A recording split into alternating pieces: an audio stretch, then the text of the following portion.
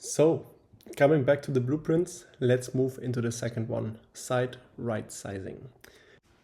This addresses fixing imbalance across your fleet. Starting here in the executive summary, the question we are answering is simple.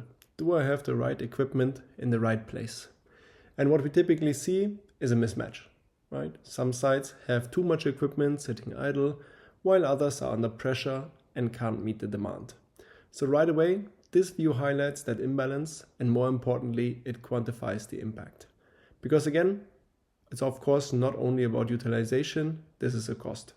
Idle fuel, unnecessary rentals, missed revenue, you name it. If we scroll down, we can start to understand how big that problem actually is.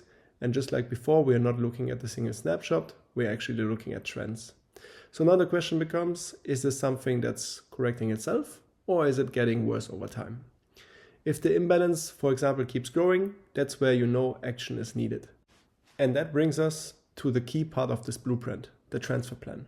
Instead of just highlighting the issue, the system is actually recommending what to do next. So here you can see exactly which assets to move from which site to which site and what the expected impact could be. This is where teams typically spend a lot of manual effort, of course, calling sites, checking spreadsheets, making assumptions. Here it's already laid out for you.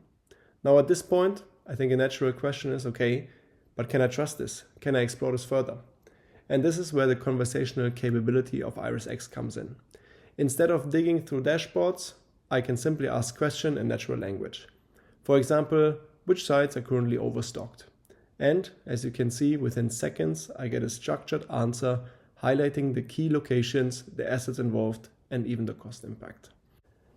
I can also go one level deeper and ask which assets are actually driving the most idle time. And again, instead of manually analyzing charts, I get a clear answer immediately. And this is really changing how you interact with your data, right? From navigating dashboards to just asking questions. Now, if we go one step further, for example, into the next tab, this is where we show the logic behind the recommendations. Because it's not just about giving you answers, it's about making it transparent. Here you can see which combinations are actually driving the highest cost, how the imbalance evolves over time, and the full underlying data on an individual level as well. So if you want to validate, adjust, or explain the recommendations internally, you have everything you need.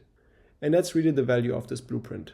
It turns a complex manual process into something that's clear, actionable, and directly tied to cost savings. So you can move faster and make better decisions with confidence.